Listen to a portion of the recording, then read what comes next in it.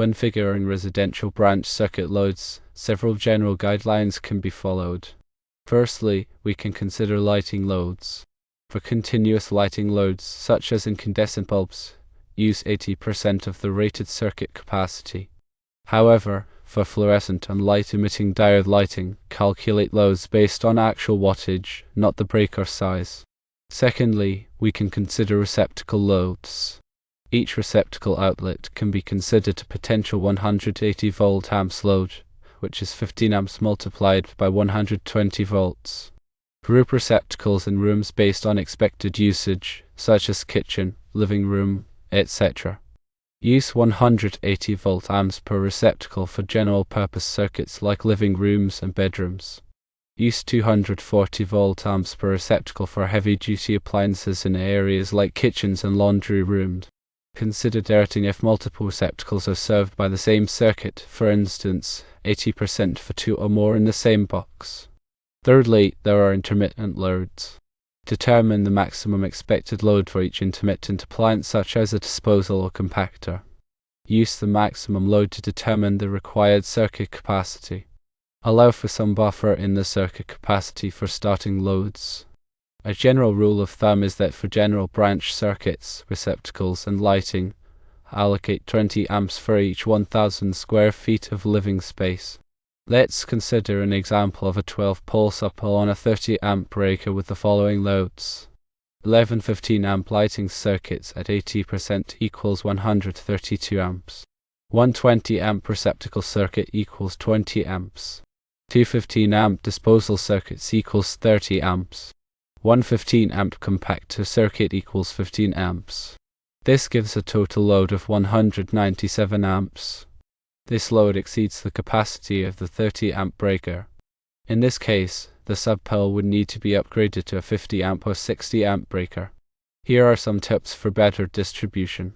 Firstly, balance loads across different phases of the service panel to avoid overloading any single phase. Secondly, use small sub-panels in strategic locations to reduce the number of circuits on each sub-panel. Thirdly, install additional sub-panels as needed to accommodate future expansions or heavy loads. Fourthly, consider using larger gauge conductors, for example American wire gauge 10 for longer runs or high load circuits. Fifthly, label each circuit breaker clearly for easy identification of loads. For continuous loads, it's recommended to use no more than 80% of the breaker's rating. This is due to the breaker's thermal limitations and to prevent nuisance tripping. Continuous load is defined as a load that operates with 3 IOs or more at a time. For example, if you have a 20 amp breaker, the continuous load should not exceed 16 amps. The National Electrical Code, Section 210.19 A1 specifies this requirement. For lighting, calculate the load based on the actual wattage of the fixtures. For incandescent lighting, use the rated wattage of the bulbs. For fluorescent and light-emitting diode lighting, use the actual power consumption of the fixture, which can usually be found on the fixture label. Remember that each receptacle outlet is considered a potential load of 180 volt amps. This is based on the assumption that a load of 1.5 amps at 120 volts may be plugged into the receptacle at any time. This is a conservative estimate, but it helps to ensure that the circuit is not overloaded. For specific appliances, refer to their nameplate ratings for the actual volt amps or wattage. The nameplate rating will provide the maximum power consumption of the appliance. This is important for appliances with motors, as they often have higher starting currents. When calculating the total load on a circuit, it is important to consider the demand factors. Demand factors are used to reduce the calculated load based on the likelihood that all loads will not be operating at the same time. The National Electrical Code provides demand factors for various types of loads. For example, the demand factor for general-purpose receptacles in a dwelling unit is 100% for the first 10,000 volt amps and 40% for the remaining volt amps. This means that you would calculate the first 10,000 volt amps of receptacle load at 100% and the remaining volt amps at 40%. The National Electrical Code provides guidelines for the number of receptacles that can be placed on a single circuit. For general-purpose circuits, the National Electrical Code recommends that you do not exceed 13 receptacles on a 15-amp circuit or 10 receptacles on a 20-amp circuit. This is to ensure that the circuit is not overloaded. For kitchen counter circuits, the National Electrical Code requires that you provide at least two 20-amp circuits. These circuits should serve only the countertop receptacles. This is to provide adequate power for the various appliances that are commonly used on kitchen counters. The National Electrical Code requires that you install ground fault circuit interrupter protection for receptacles in certain locations such as bathrooms, kitchens, and outdoor areas. Ground fault circuit interrupters are designed to protect people from electrical shock. They work by detecting small imbalances in the current flowing through the circuit. If an imbalance is detected, the ground fault circuit interrupter will trip the circuit and cut off the power.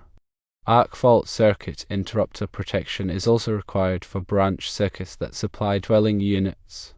Arc fault circuit interrupters are designed to protect against fires caused by arc faults. Arc faults are dangerous electrical conditions that can occur when damaged or deteriorated wiring creates an unintended electrical path. If an arc fault is detected, the arc fault circuit interrupter will trip the circuit and cut off the power. When sizing conductors for branch circuits, you must consider the ampacity of the conductor and the overcurrent protection device. The ampacity of the conductor must be equal to or greater than the non-continuous load plus 125% of the continuous load. The overcurrent protection device, such as a circuit breaker, must be sized to protect the conductor. The National Electrical Code provides tables that list the ampacity of conductors based on their size and insulation type. The National Electrical Code also provides guidelines for dirting conductors based on the number of conductors in a raceway or cable. If there are more than 3 current-carrying conductors in a raceway or cable, the ampacity of the conductors must be derated. This is to account for the heat generated by the conductors. When installing electrical wiring, it is important to follow all applicable codes and regulations. The National Electrical Code is the most widely used electrical code in the United States. The National Electrical Code is updated every 3 years. It is important to use the latest edition of the National Electrical Code. In addition to the National Electrical Code, there may be local codes and regulations that apply to electrical installations. It is important to check with your local building department to determine what codes and regulations apply in your area. When working with electricity, it is important to take safety precautions. Always turn off the power to the circuit before working on it. Use insulated tools. Wear safety glasses. If you are not comfortable working with electricity, hire a qualified electrician. Here is some further clarification. The 80% rule for continuous loads is in accordance with the National Electrical Code Article 210.20. A, which states that overcurrent devices shall be rated for not less than 125% of the continuous load. This is the same as limiting the continuous load to 80% of the overcurrent device rating. The 180 volt amps per receptacle is a minimum value specified in the National Electrical Code Article 220.14. This value is used for general-purpose receptacles in dwelling units. For multi-outlet assemblies, such as power strips, each 5-foot section is considered to be a load of 180 volt amps, as per the National Electrical Code. When calculating the load for lighting, it's important to consider the ballast or driver if it is an integral part of the fixture. The ballast or driver consumes power in addition to the lamp wattage. The total power consumption of the fixture should be used when calculating the load.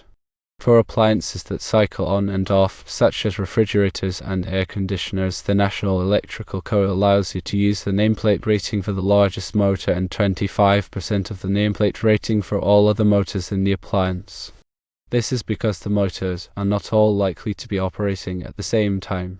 When calculating the total load on a service or feeder, the National Electrical Code allows you to apply demand factors to certain types of loads. Demand factors are based on statistical data that shows that not all loads will be operating at their maximum value at the same time. The demand factors vary depending on the type of load and the number of loads. When sizing a service or feeder, you must ensure that it is large enough to carry the calculated load. The calculated load is the sum of all the individual loads, taking into account any demand factors. The service of feeder must also be protected by an overcurrent device that is sized to protect the conductors. The National Electrical Code provides tables that list the ampacity of conductors based on their size, insulation type, and installation method. The ampacity of the conductor must be equal to or greater than the calculated load. The overcurrent device must be sized to protect the conductor. When installing electrical equipment, it is important to follow the manufacturer's instructions. The manufacturer's instructions will provide specific information about the equipment, such as the voltage, current, and wiring requirements.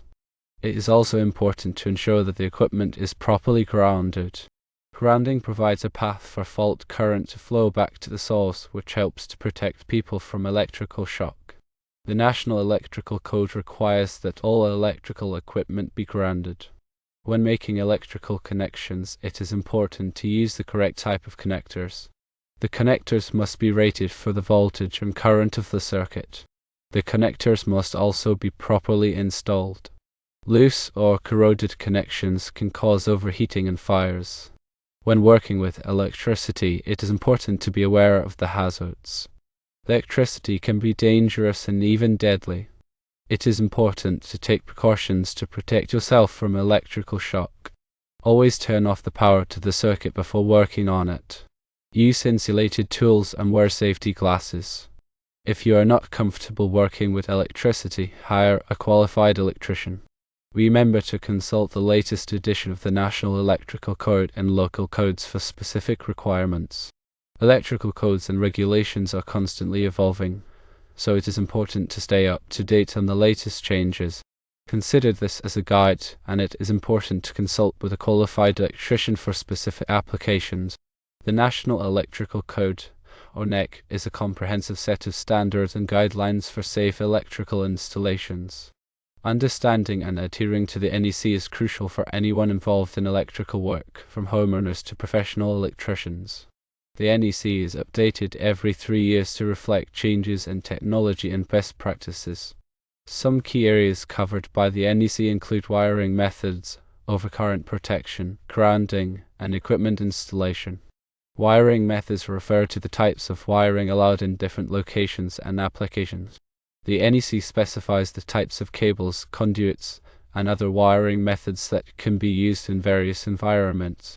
Overcurrent protection is designed to protect electrical circuits from overloads and short circuits. The NEC specifies the types and sizes of overcurrent devices, such as circuit breakers and fuses, that must be used in different circuits. Grounding is essential for safety. The NEC provides detailed requirements for grounding electrical systems to minimize the risk of electrical shock. Equipment installation covers the proper installation and connection of electrical equipment, such as lighting fixtures, receptacles, and appliances. The NEC provides guidelines for ensuring that equipment is installed safely and in accordance with manufacturer's instructions. The NEC also addresses specific requirements for different types of occupancies, such as residential, commercial, and industrial buildings. These requirements take into account the unique electrical needs and hazards associated with each type of occupancy. In addition to the NEC, local jurisdictions may have their own electrical codes and regulations. It is important to be aware of and comply with both the NEC and local requirements.